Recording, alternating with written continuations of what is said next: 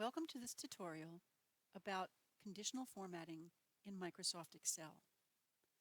A conditional format is a stylistic change, it's a cosmetic change to your worksheet that's variable.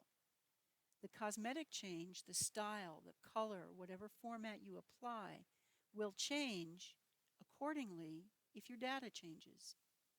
So far in my tutorials, you've learned how to apply things like font size, background colors, bolding. We've applied a number of different things that are stylistic or that are cosmetic to the worksheet. What I'd like to do here is I would like to apply a format to this section right here for any items that need to be reordered. What we're looking at is an inventory worksheet for a company that sells t-shirts.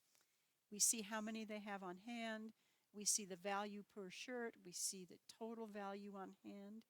But what our boss would like is something that really stands out, something that visually grabs you if that t-shirt needs to be reordered. At the moment, we have an if statement over here. You look and see this if statement over here, and it says that if this number is less than 50, then it needs to be reordered. So what our boss wants to do is have every place where it says the word yes really jump off the page. And then once we've done that, I'll show you how if the data changes, the format will also change. So the first step when you're doing a conditional format, actually the first step when you're doing any format, is to first select the range that you want to have an effect on. I will go ahead and drag through all these cells. This one is not important. It's okay that I've included it. Nothing's going to happen to it because it's an empty cell anyway. Now, the conditional formatting button is on the Home tab. In the Styles group, there's a button for it right here, Conditional Formatting. I'll click on it one time. We have a lot of choices here. There are many things that you can do with a conditional format, and I don't want to dive deep into all the options, but it's a fun place to play, and you might like to try that in your own time. Right now, though, I'm going to go down here and tell Excel that I want to create a new rule. So I'll click on that. I'll move this window a little bit so we can still see our data. Then I'm going to tell Excel that I want to determine only cells that contain something special. For us, that something special is the word yes. When I click on that, I have an area down here that adjusts that I can work with to tell Excel what I'm looking for. So I am looking for a cell value, but not between one number and another number. I'm looking for a cell value that is equal to something. I'll click on the equal to option, and now I have one cell to tell Excel what to look for. And we want to look for the word yes. I'll type that in there. That's easy. Now I've set my criteria. I've told Excel what to look for. Now I have to tell it what to do when it finds the word yes. I'll click on the Format button that's right here, and another window opens, and I can tell Excel, let's make it bold, and we'll change the color perhaps to red. And maybe we'll also change the background. So I'll click on the Fill tab up here, and I'll tell Excel to give it a colored background, maybe a little bit of a soft yellow.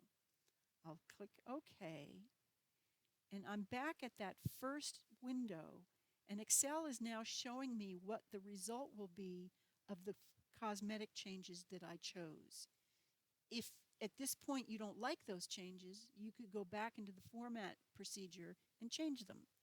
But I'll go ahead and say OK, and look at that. Now wherever Excel sees the word yes, those two things will make it jump off the page. And if this was really actually quite a large inventory, it would be easier to spot the things that I needed to reorder. And I also want you to watch this. Now again, we're looking for anything over here. Over here, our formula is looking for any quantities less than 50. So let's say we realize that this number is wrong. Instead of 57, it should be 47. I'll type a 47, I'll press my enter key, and look at that. This color changed.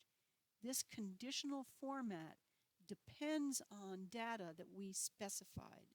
So it's not a constant format the way we've learned up until now. This is a format that is sensitive to our data. That's a really terrific skill to have. It means that you have a lot of flexibility in terms of what you bring off the page for your audience to really pay attention to. So again, remember that you highlight the area that you want to have an effect on. You go to the conditional formatting button. You create a new rule. You tell Excel what to look for. And then you tell Excel what to do when it finds what you're looking for. You can also edit an existing rule. If I click on conditional formatting and I go down to manage rules, at the moment it doesn't see a rule, but that's because my cursor is not on this column. So I'll tell it, instead of current selection, to look for anything on this worksheet. There's the rule that we just created. I could click on it. I could click edit rule. And here I am back in that same window where I created the rule in the first place. So if you needed to adjust your conditional format, you can use these steps to do it. I'm not going to make any changes, so I'll just click cancel and I'll click close to get out of that window. Here we have learned how to apply a conditional format to an Excel spreadsheet. Thanks for watching.